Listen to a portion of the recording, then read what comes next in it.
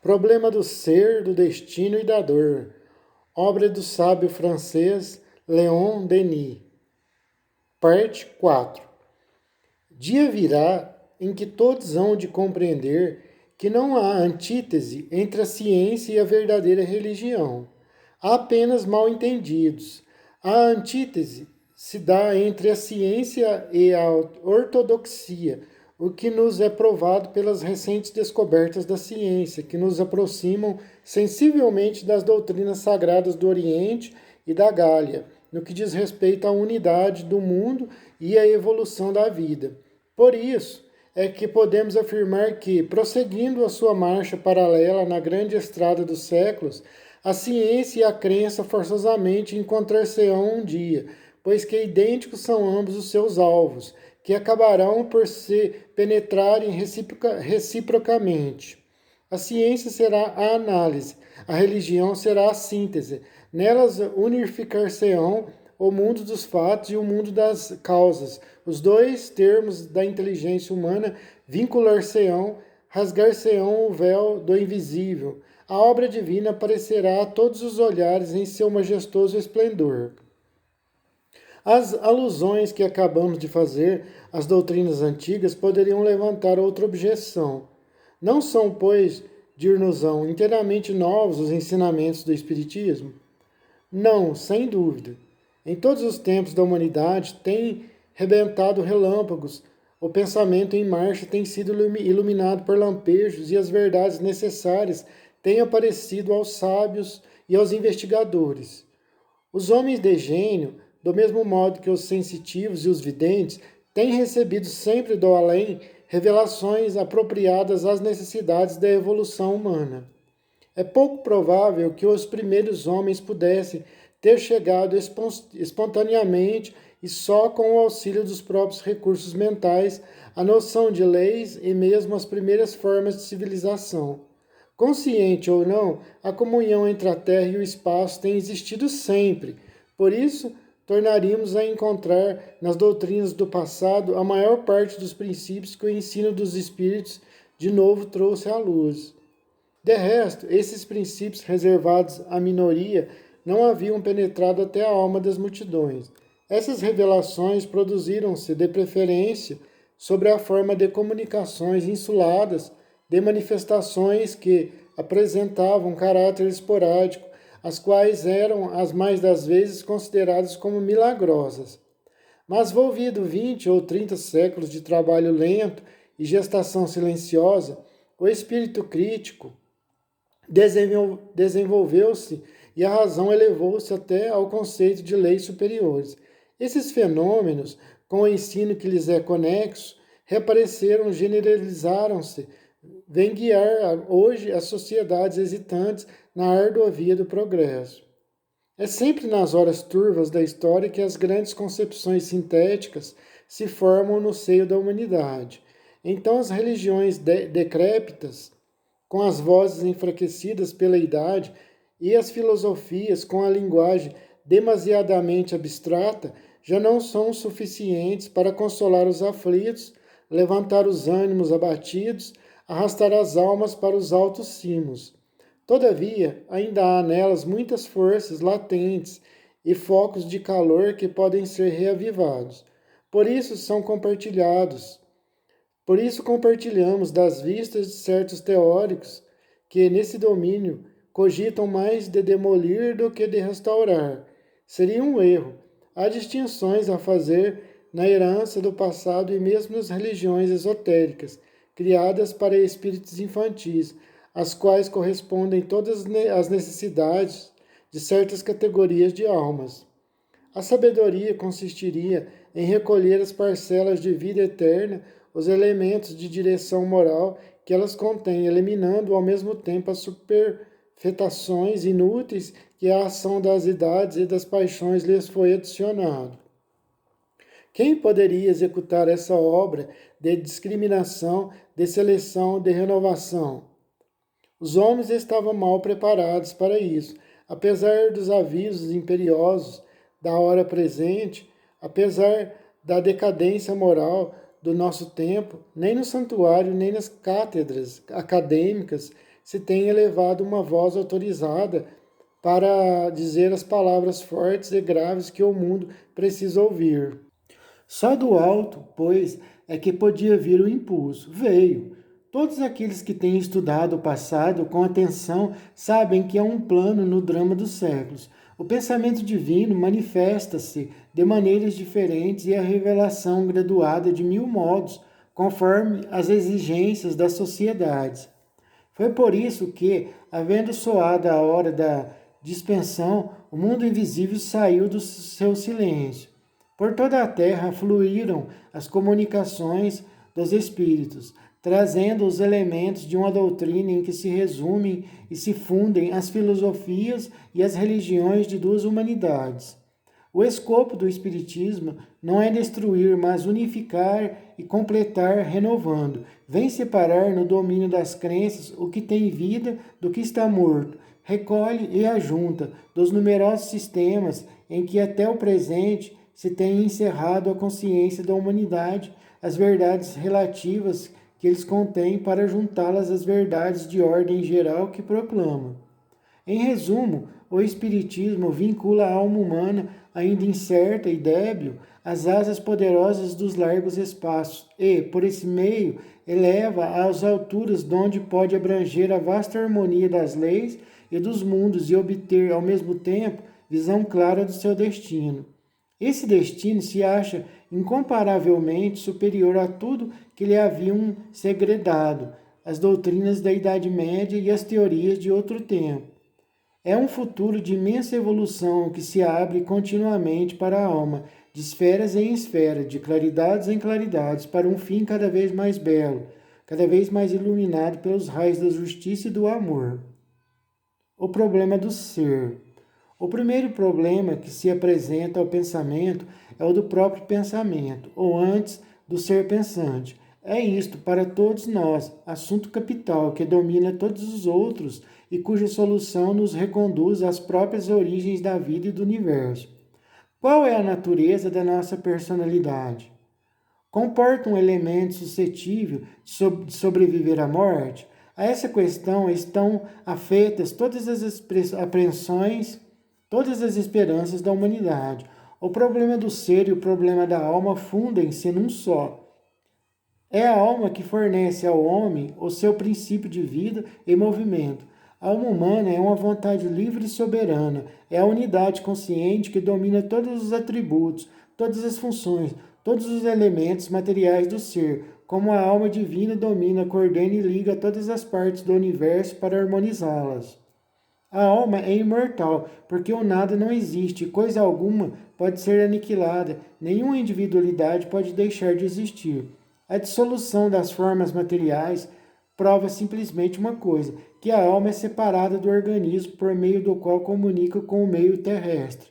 Não deixa por esse fato de prosseguir a sua evolução em novas condições, sobre formas mais perfeitas e sem nada perder da sua identidade. De cada vez que ela abandona o seu corpo terrestre, encontra-se novamente na vida do espaço, unida ao seu corpo espiritual, do qual é inseparável a forma imponderável que para si preparou com os seus pensamentos e obras. Esse corpo sutil, essa duplicação fluídica, existe em nós no estado permanente. Embora invisível, serve, entretanto, de molde ao nosso corpo material. Este não representa, no destino do ser, o papel mais importante. O corpo visível, o corpo físico, varia. Formado de acordo com as necessidades da vida terrestre, é temporário e perecível. Degrada-se e dissolve-se quando morre. O corpo sutil, ou por dizer a alma, o espírito, permanece, preexistindo ao nascimento, sobrevive às decomposições da campa e acompanha a alma nas suas transmigrações. É o modelo, o tipo original, a verdadeira forma humana, a qual vem incorporar-se temporariamente às moléculas da carne. Essa forma sutil que se mantém no meio de todas as variações e de todas as correntes materiais, mesmo durante a vida, pode separar-se em certas condições do corpo carnal e também agir, aparecer, manifestar-se à distância, como mais adiante veremos, de modo a provar de maneira irrecusável sua existência independente. As provas da existência da alma são de duas espécies, morais e experimentais. Vejamos primeiro as provas morais e as de ordem lógica. Não obstante haverem servido, muitas vezes conservam toda a sua força e valor. Segundo as escolas materialistas e monista, a alma não é mais do que a resultante das funções cerebrais. As células do cérebro, disse Haeckel, são os verdadeiros órgãos da alma. Esta está ligada à integralidade delas. Cresce, descai e desaparece com elas. O germe material contém o ser completo, físico e mental. Responderemos, em substância, a esta alegação. A matéria não pode gerar qualidades que ela não tem. Átomos, sejam triangulares, circulares ou aduncos, não podem representar a razão, o gênio, o amor puro, a caridade sublime. O cérebro, dizem, cria a função. É caso compreensível que uma função possa conhecer-se, possuir a consciência e a sensibilidade? Como explicar a consciência a não ser pelo espírito? Vem da matéria? Quantas vezes não está a primeira em luta com a última? Vem do interesse e do instinto de conservação? Revolta-se ela contra eles e leva-nos até o sacrifício. O organismo material não é o princípio da vida e das faculdades, é ao contrário o seu limite. O cérebro é um simples instrumento que serve ao espírito para registrar as suas sensações. É comparável a uma harmonia em que cada tecla representaria um gênero especial de sensações. Quando o instrumento está perfeitamente afinado, as teclas dão, sob a ação da vontade, o som peculiar a cada uma delas e reina a harmonia em nossas ideias, em nossos atos. Mas se as teclas estiverem estragadas ou desfalcadas, o som produzido não será o que deve ser, a harmonia será incompleta. Resultará daí uma desafinação, por mais esforço que faça a inteligência do artista, ao qual será impossível tirar do instrumento defeituoso uma combinação de manifestações regulares. Assim se explicam as doenças mentais, as neuroses, a idiotia, a perda temporária da palavra ou da memória, a loucura, etc. Sem que, por isso, a existência da alma fique comprometida. Em todos esses casos, o espírito subsiste, mas as suas manifestações são contrariadas e às vezes até aniquiladas por uma falta de correlação com o seu organismo. Sem dúvida, o desenvolvimento do cérebro denota, de maneira geral, as altas faculdades. Gente, deixa eu dizer algumas palavras aqui. O que o Leão Denis está querendo dizer aí? Já deu para entender, mas eu vou falar algumas coisas aqui sobre essa questão. Ele está querendo dizer que a pessoa ali, por exemplo, não 100% dos casos, mas em muitos casos, a pessoa que tem um retardamento mental, que nasce com problemas mentais, e por exemplo, é como um músico, que pega um instrumento ali, um violão, faltando duas cordas, ele vai tocar, não vai sair um som legal, harmonioso, né? É como um pianista que senta ao piano, vai tocar uma música, vai tocar uma melodia, vai tocar ali uma música e a música não sai perfeita se as teclas estiverem estragadas. O artista usa o violão, usa o piano, é o instrumento dele. O nosso instrumento, qual é? É o nosso corpo. Se o nosso corpo estiver com defeitos, nós nascemos com o cérebro danificado, por mais que nosso espírito seja evoluído, nosso espírito não vai conseguir usar o nosso corpo adequadamente. Então, por isso que muitas pessoas, em muitos casos, não em todos, repito, têm problemas mentais. Nasceram com problemas, são dívidas, né, de vidas passadas. A pessoa nasce com essa dívida, nasce num corpo defeituoso, então o espírito não consegue tirar tudo dali do cérebro daquele corpo ali. E então a pessoa tem aqueles problemas, a idiotia, problemas mentais, tá? Mas é isso que ele estava querendo dizer, o Leon Denis. Recapitulando, assim se explicam as doenças mentais, as neuroses, a idiotia, a perda temporária da palavra ou da memória, a loucura, etc. Sem que, por isso, a existência da alma fique comprometida. Em todos esses casos, o espírito subsiste, mas as suas manifestações são contrariadas e, às vezes, até aniquiladas por uma falta de correlação com o seu organismo. Sem dúvida, o desenvolvimento do cérebro denota, de maneira geral, altas faculdades.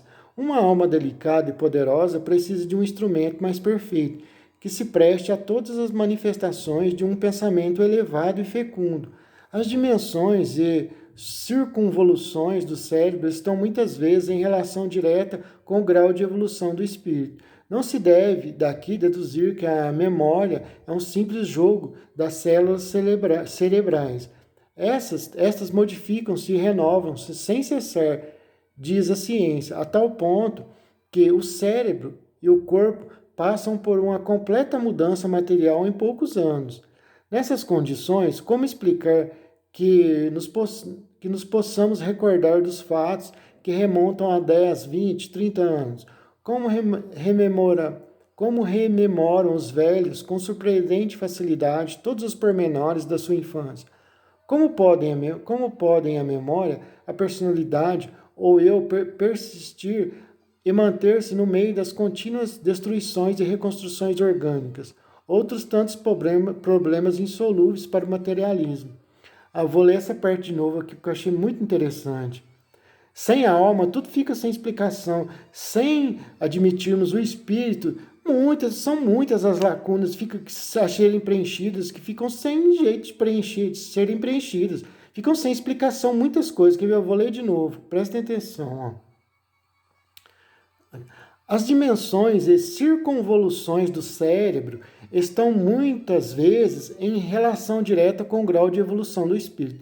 Não se deve daqui deduzir que a memória é um simples jogo das células cerebrais.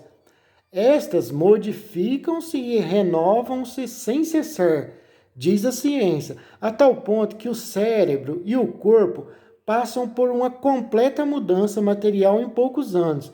Presta atenção. Nessas condições, como explicar que nos possamos recordar dos fatos que remontam a 10, 20, a 30 anos atrás? Como rememoram os velhos com surpreendente facilidade todos os pormenores lá da sua infância? Como podem a memória, a personalidade, o eu persistir e manter-se no meio das contínuas destruições e reconstruções orgânicas? Outros tantos problemas insolúveis para o materialismo. Os sentidos, dizem os psicólogos contemporâneos, são o único veículo para a alma. A suspensão dos primeiros implica o desaparecimento da outra.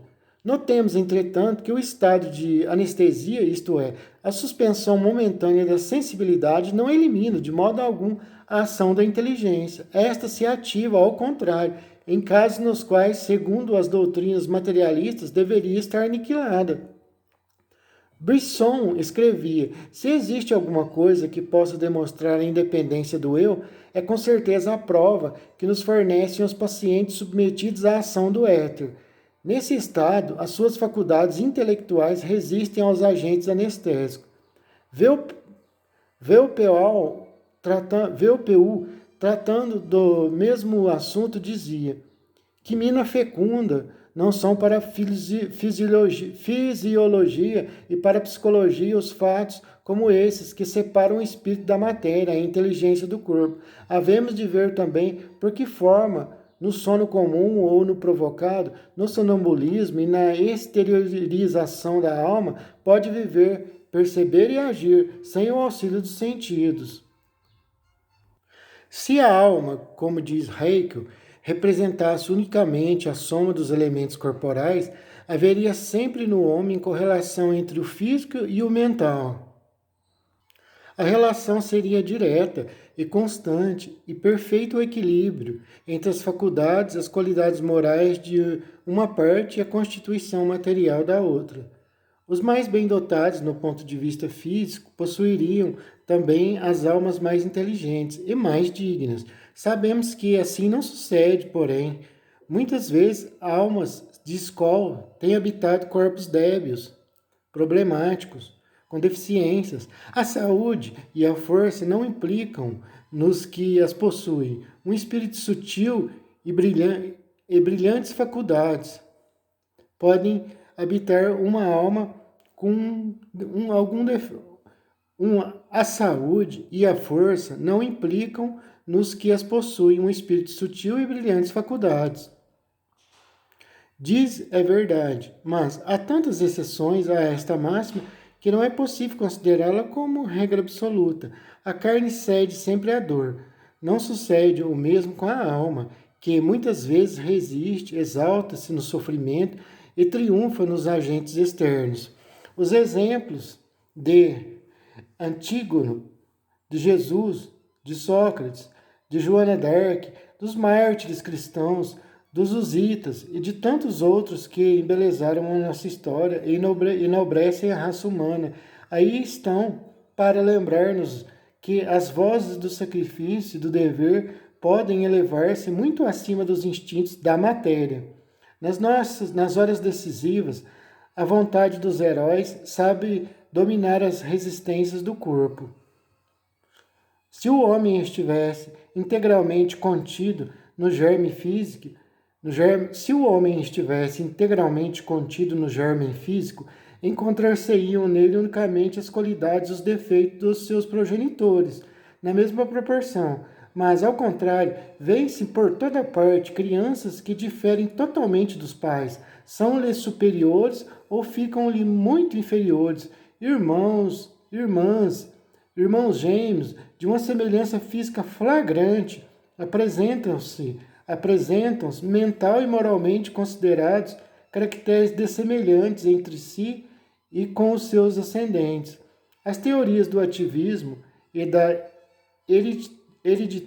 hereditariedade, as teorias do ativismo e da hereditariedade são impotentes para explicar os casos célebres de crianças artistas ou sábios, músicos como Mozart ou Paganini, calculistas como Mondeix e Einaudi, pintores de 10 anos como Van der Keter e tantos outros meninos prodígios, cujas aptidões não se encontram nos pais ou só se encontram em grau muito inferior, como, por exemplo, nos ascendentes de Mozart.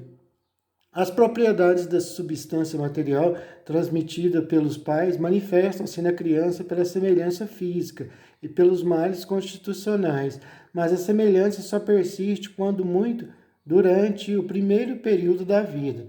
Desde que o caráter se define, desde que a criança se faz homem, vê-se as feições se modificarem pouco a pouco, ao mesmo tempo em que as tendências hereditárias vão diminuindo e dando lugar a outros elementos que constituem uma personalidade diferente, um ser às vezes distinto pelos gostos, pelas qualidades, pelas paixões, de tudo quanto se encontra nos ascendentes. Não é, pois, o organismo material que constitui a personalidade, mas sim o homem interior, o ser psíquico.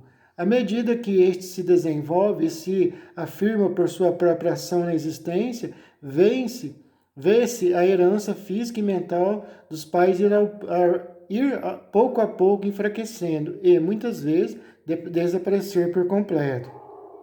A noção do bem, gravada no fundo das consciências, é igualmente prova evidente da nossa origem espiritual. Se o homem procede do pó ou fosse resultante das forças orgânicas do mundo, não poderíamos conhecer o bem e o mal, sentir remorso nem dor.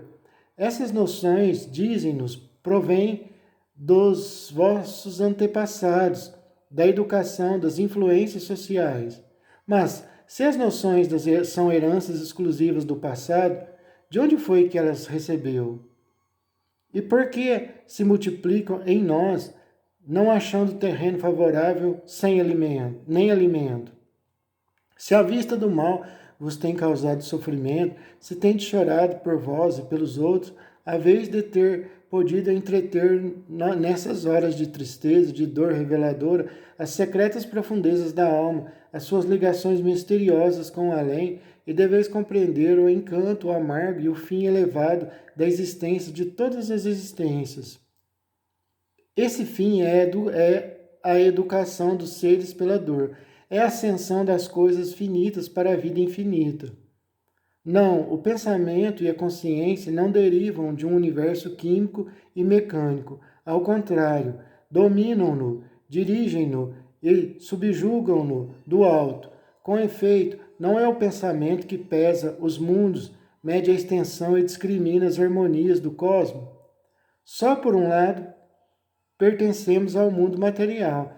É por isso que tão vivamente padecemos os seus males. Se lhe pertencêssemos completamente, sentir-nos-íamos muito mais em nosso elemento e ser-nos-iam poupados muitos sofrimentos. A verdade acerca da natureza humana, da vida e do destino, o bem e o mal, a liberdade e a responsabilidade não se descobrem no fundo das retortas, nem na ponta dos escalpelos. A ciência material não pode julgar coisas do espírito.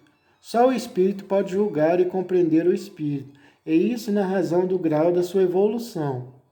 É da consciência das almas superiores, dos seus pensamentos, dos seus trabalhos, dos seus exemplos, dos seus sacrifícios que brotam a luz mais intensa e o mais nobre ideal que podem guiar a humanidade no seu caminho.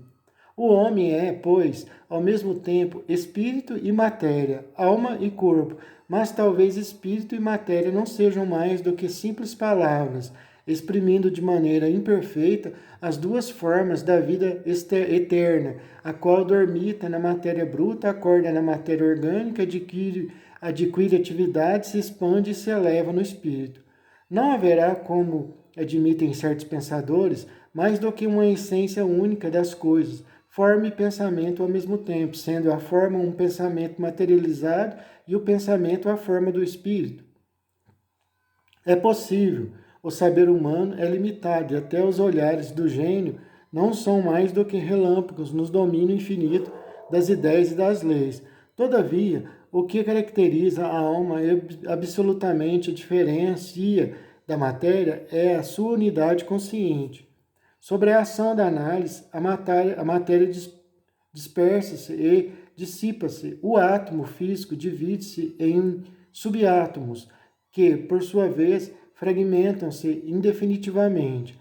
A matéria é inteiramente desprovida de unidade, como o estabeleceram as recentes descobertas de Becquerel, Curie e Lebon. No universo, só o espírito representa o elemento uno, simples e indivisível e, por consequente, logicamente indestrutível, imperecível, imortal. A personalidade integral. A consciência, o eu, é o centro do ser, a própria essência da personalidade.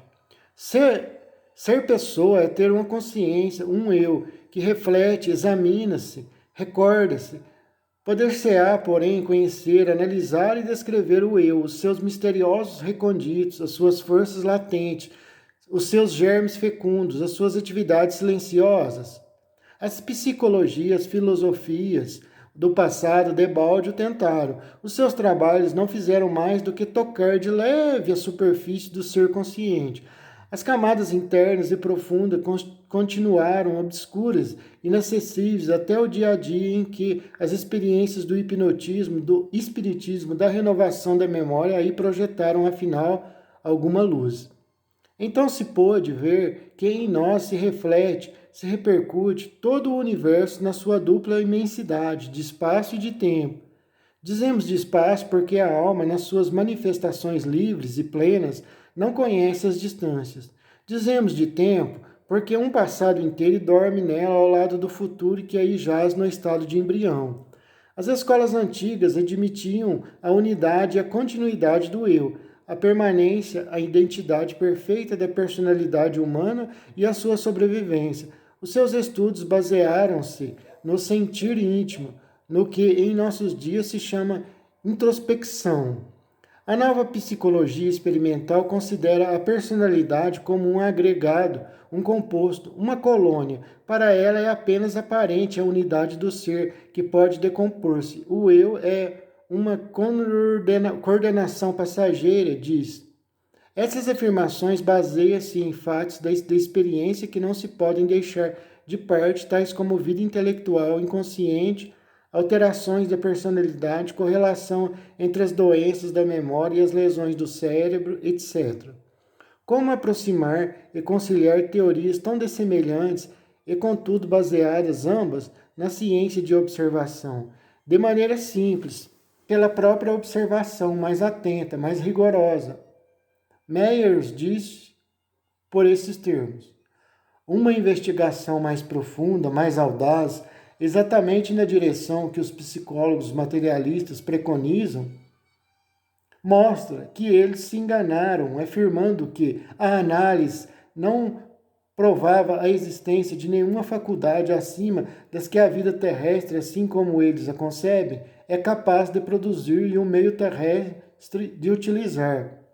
Porque, na realidade, a análise revela os vestígios de uma faculdade que a vida material ou planetária nunca poderia ter gerado e cujas manifestações implicam e fazem necessariamente supor a existência de um mundo espiritual. Por outro lado, em favor dos partidários da unidade do eu, pode-se dizer que os danos novos são de natureza a fornecer. Por outro lado, em favor dos partidários da unidade do eu, pode-se dizer que os dados novos são de natureza a fornecer às suas pretensões uma base muito mais sólida e uma prova presuntiva, que se avantaja em forças a todas as que eles poderiam ter imaginado. A prova imparcialmente do que o eu pode sobreviver e sobrevive realmente, não só às desintegrações secundárias que o afetam no curso da sua vida terrestre, mas também a desintegração derradeira que resulta da morte corporal. Muito falta ao eu consciente de cada um de nós para poder compreender a totalidade da nossa consciência e das nossas faculdades. Existem uma consciência mais vasta e faculdades mais profundas, cuja maior parte se conserva virtual em relação à vida terrestre, das quais se desprenderam por via de seleção a consciência e as faculdades da vida terrestre. Tais consciências mais altas e faculdades mais profundas, de novo, se afirmam em toda a plenitude depois da morte. Tenho sido, há cerca de 14 anos, levado lentamente a essa conclusão, que revestiu para mim a sua forma atual, em consequência de uma longa série de reflexões baseadas em provas cujo número ia aumentando progressivamente.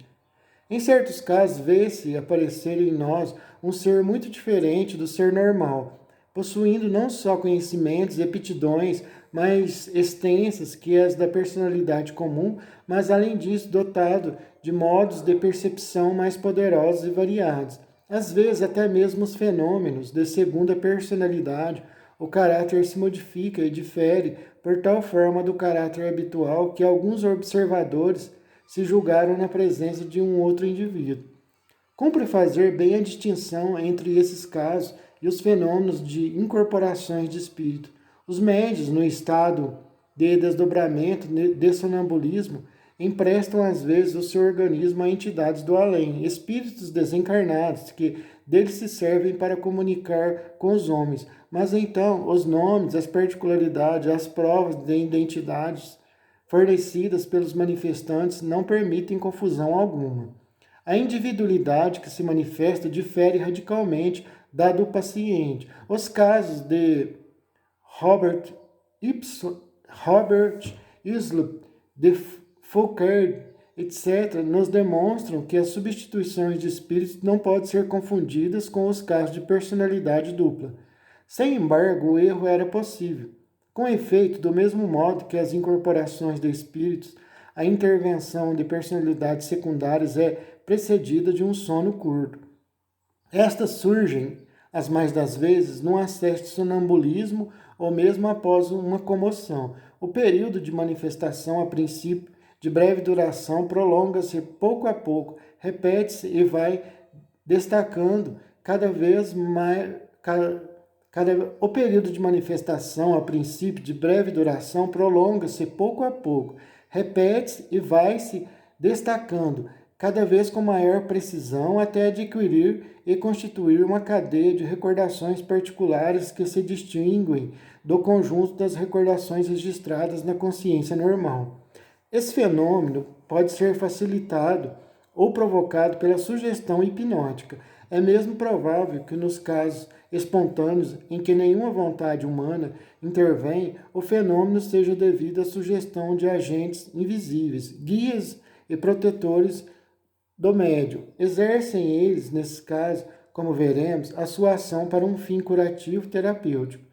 No caso célebre de Félida, estudado pelo Dr. Azam, os dois estados de consciência ou variações da personalidade são nitidamente estabelecidos.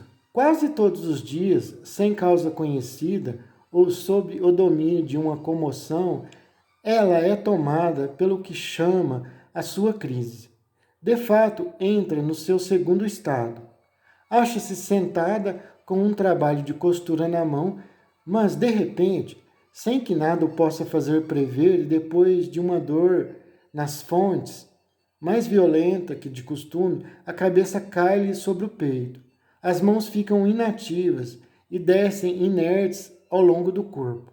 Dorme ou parece dormir um sono especial, diferente, porque nenhum barulho, nenhuma excitação, beliscadura ou piscada a podem acordar, ou picada a podem acordar. Ademais, essa espécie de sono sobrevém subitamente e dura 2 ou 3 minutos. Antes, durava muito mais. Depois, Félida acorda, mas o seu estado intelectual não é o mesmo que era antes de adormecer. Tudo parece diferente. Ela ergue a cabeça e, abrindo os olhos, cumprimenta sorrindo as pessoas que a cercam, como se tivesse chegado nessa ocasião de alguma viagem ou coisa do tipo.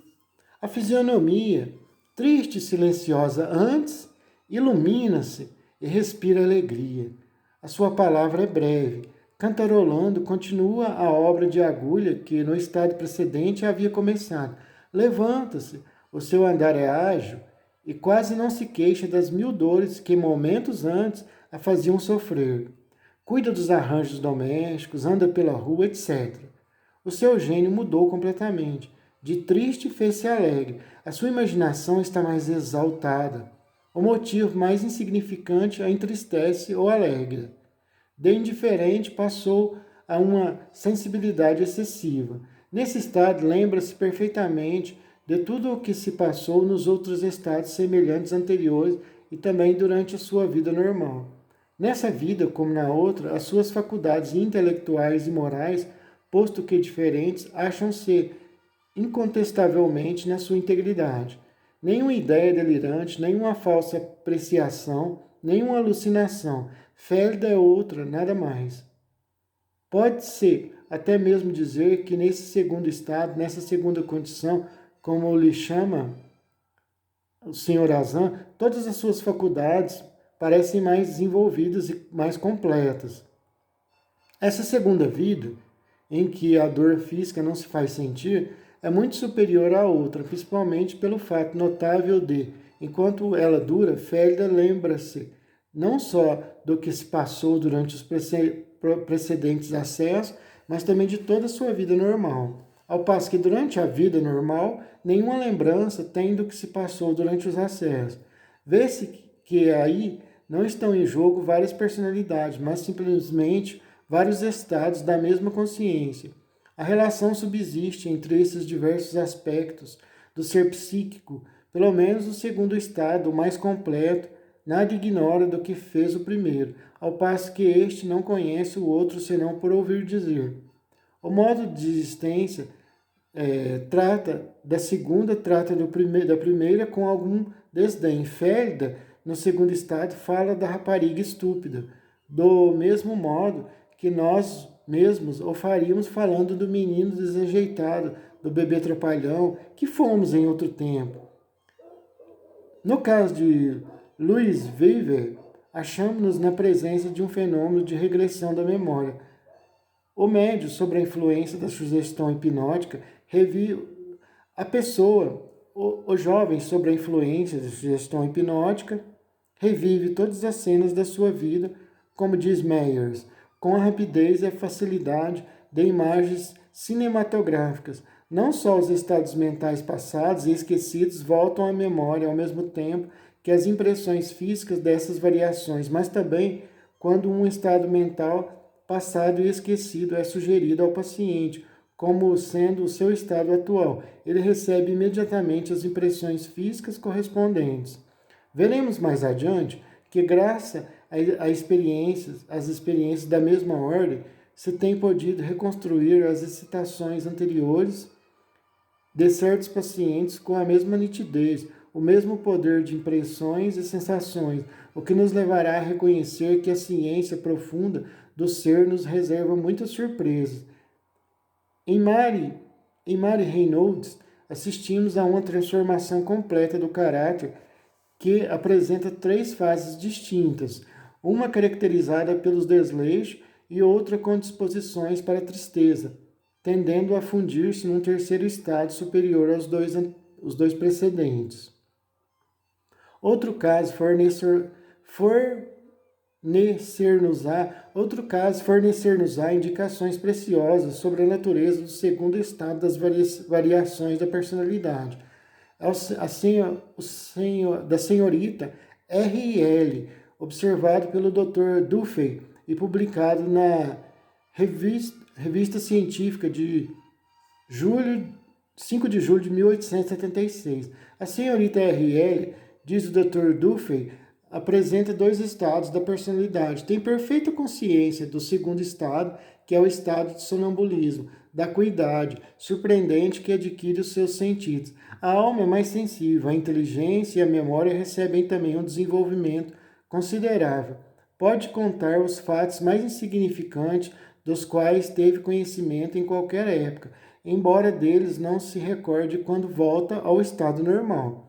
Não podemos passar em silêncio as observações da mesma natureza feitas pelo Dr. Morton Prince em relação à senhorita Berkham. Esta apresenta muitos aspectos da mesma personalidade que se revelam sucessivamente e foram sendo denominados à medida que apareciam B1, B2, B4, B5. B1 é a senhorita Berkham em estado normal, pessoa séria, reservada, escrupulosa, em excesso. B2 é a mesma em estado de hipnose, com mais desembaraço, simplicidade e memória mais extensa. B4, que se revela mais tarde, distingue-se das precedentes por um estado completo de unidade harmônica e de equilíbrio normal, mas a quem faz falta a memória dos 6 últimos anos em consequência de uma emoção violenta. Enfim, B5, que reúne, como em síntese, a memória dos estados já descritos. A originalidade desse caso consiste na intervenção em meio desses diversos aspectos da personalidade da senhorita Berkham, de uma personalidade que lhe é completamente estranha, como nos parece. Trata-se de B3, que se diz chamar Sally, ser esperta, travessa, na verdade faceira, pregando-lhe peças repetidas, uma vida bem difícil. Sally adapta-se fisiologicamente muito mal aos órgãos da médium. Essa misteriosa série não poderia ser, segundo nós, senão uma entidade espiritual, conseguindo substituir-se no sono à pessoa normal e dispor por um lapso de tempo de um organismo cujo estado de equilíbrio está momentaneamente perturbado. Esse fenômeno pertence à categoria das incorporações de espíritos, de que tratamos especialmente em outra obra. Por seu turno, o Dr. Herbert Mayo aponta um fenômeno de memória quíntuplo. O estado normal do indivíduo era interrompido por 4 variações de estados mórbidos, dos quais ele não se recordava. Ao acordar, mas cada um desses estados conservava uma forma de memória que era peculiar. Finalmente, Dr. Meyers, na sua obra magistral, relata, segundo Dr. Mason, um caso de personalidade múltipla que entendemos deve reproduzir. Alma X era uma donzela muito sã e inteligente, de gênio inalterável e insinuante, espírito de iniciativa em tudo que empreendia, estudo, esporte, relações sociais, etc. Em seguida, há um cansaço intelectual e uma indisposição da qual não fez caso. A pessoa viu-se sua saúde seriamente comprometida e, decorridos 2 anos de grande sofrimento, fez brusca aparição uma segunda personalidade em tal pessoa. Numa linguagem meio infantil, meio indiana, esta personalidade anunciava-se como sendo a segunda que vinha para aliviar. Numa linguagem meio infantil, meio indiana, esta personalidade anunciava-se como sendo aquele que vinha para aliviar os sofrimentos da primeira. Ora, o estado da primeira nesse momento era dos mais deploráveis: dores, debilidades, síncopes frequentes, insônias, estomatite mercurial de origem medicamentosa, impossibilitando a alimentação. A segundo indivíduo, o segundo ser, era alegre, terno, de conversa sutil e espirituosa, inteligente, clara, alimentando-se bem e abundantemente, com maior proveito, dizia ela, do que a primeira.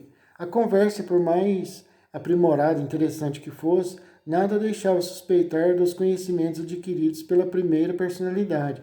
Manifestavam inteligência supranormal relativamente ao que se passava na vizinhança. Foi nessa época que o autor começou a observar esse caso e eu não perdi de vista durante 6 anos consecutivos.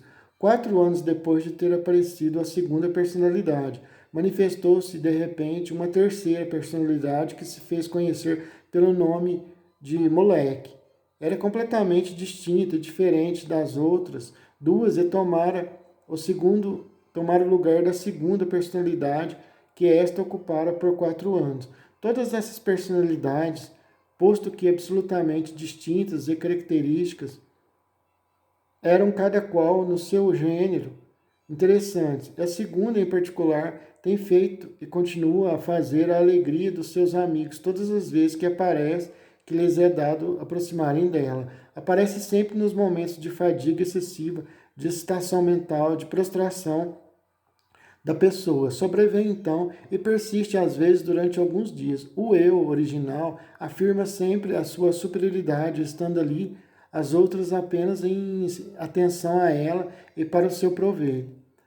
A personalidade 1 nenhum conhecimento pessoal tem das outras duas personalidades, contudo, conhece-as bem, principalmente a segunda, pelas narrativas das outras e pelas cartas que muitas vezes delas recebe e admira as mensagens sutis, espirituosas e muitas vezes instrutivas que lhes trazem essas cartas ou narrativas dos amigos. Limitar-nos-emos à citação dos fatos que acabamos de transcrever para não nos alongarmos demais. Existem muitos outros da mesma natureza cuja descrição o leitor poderá encontrar nas obras especiais. No seu conjunto, esses fenômenos demonstram que, além do nível da consciência normal, fora da personalidade comum, existem em nós planos de consciência, camadas ou zonas dispostas de tal maneira que, em certas condições, se podem observar alternâncias nesses planos. Vê-se então emergirem e manifestarem-se durante um certo tempo atributos, faculdades que pertencem à consciência profunda, mas que não tardam a desaparecer para volverem ao seu lugar e tornarem a mergulhar na sombra e na inação.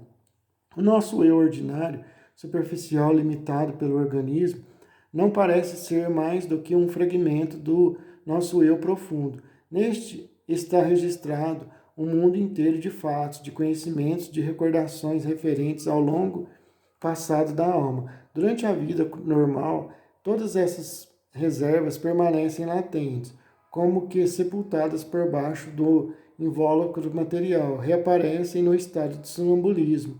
O apelo da vontade e a sugestão as mobilizam e elas entram em ação e produzem os estranhos fenômenos que a psicologia oficial comprova sem sem os poder explicar. Todos os casos de desdobramento da personalidade, todos os fenômenos de clarividência, telepatia, premonição, aparecimento de sentidos novos e de faculdades desconhecidas, todo esse conjunto de fatos, cujo número aumenta e constitui já um grandíssimo amálgama deve ser atribuído à intervenção das forças e recursos da personalidade oculta. O estado de sonambulismo que permite a sua manifestação não é um estado regressivo ou mórbido, como julgaram certos observadores. É, antes, um estado superior e, segundo a expressão de Myers, evolutivo. É verdade que o estado de degenerância e enfraquecimento orgânico facilita em alguns pacientes o afloramento das camadas profundas do eu, o que é designado pelo nome da histeria. Tudo que, de um modo geral, deprime o corpo físico favorece, convém notar, o desprendimento e a saída do espírito. A esse respeito, muitos testemunhos nos seriam fornecidos pela lucidez dos moribundos, mas, para avaliar somente esses fatos, é preciso considerá-los principalmente sob o ponto de vista psicológico. Aí está toda a importância. A ciência materialista viu nesses fenômenos o que ela chama de desintegrações, isto é, alterações e dissociações da personalidade.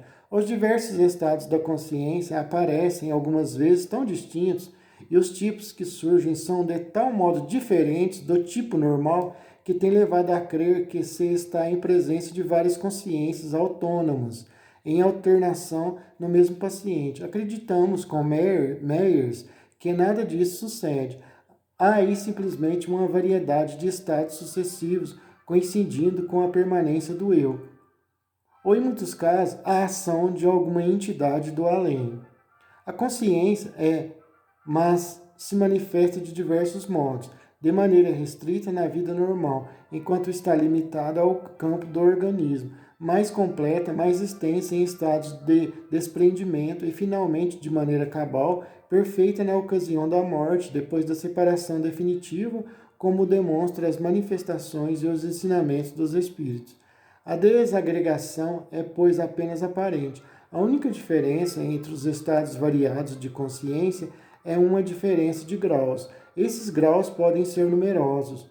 O espaço que, por exemplo, medeia entre o estado de incorporação e a exteriorização completa parece considerável. A personalidade não deixa, por isso, de permanecer idêntica através da concatenação dos fatos da consciência que um laço contínuo liga entre si, desde as modificações mais simples do estado normal até os casos que comportam a transformação da inteligência e do caráter, desde a simples ideia fixa e os sonhos até a projeção da personalidade no mundo espiritual, nesse além onde a alma recupera a plenitude das suas percepções e dos seus poderes.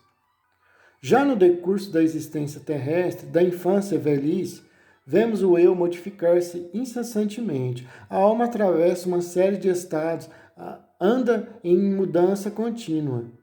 Não obstante, no meio dessas diversas fases, é invariável a fiscalização que exerce sobre o organismo. A fisiologia salientou a sábia e harmoniosa coordenação de todas as partes do ser, as leis da vida orgânica e do mecanismo nervoso que não podem ser explicadas sem a presença de uma unidade central.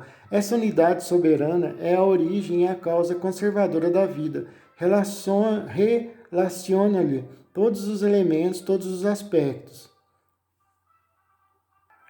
Foi por uma consequência não menos perniciosa das teorias materialistas que os psicólogos da escola oficial chegaram a considerar o gênio como uma neurose, quando ele, por ser a utilização em maior escala dos poderes psíquicos ocultos no homem. Myers, falando da categoria dos histéricos que conduzem o mundo, emite a opinião de que a inspiração do gênio não seria mais do que a emergência no domínio das ideias conscientes de outras ideias em cuja elaboração a consciência não tomou parte, mas que se tem formado isoladamente, por assim dizer, independentemente da vontade, nas regiões profundas do ser. Em geral, aqueles que tão levianamente são qualificados como degenerados são muitas vezes progenerados, e nestes sensitivos, histéricos ou neuróticos, as perturbações do organismo físico e as alterações nervosas, muito caracterizadas em certas inteligências geniais, como em outro lugar vimos, no invisível, último capítulo, podem realmente ser um processo de evolução pelo qual toda a humanidade terá de passar para chegar a um grau mais intenso da vida planetária. O desenvolvimento do organismo humano até a sua expansão completa é sempre acompanhado de perturbações, do mesmo modo que o aparecimento de cada novo ser na Terra é delas precedido. Em nossos esforços dolorosos para maior soma de vida, os valores mórbidos transmutam-se em forças morais. As nossas necessidades são instintos em fusão que se concretizam em novos sentidos para adquirir mais poder e conhecimento.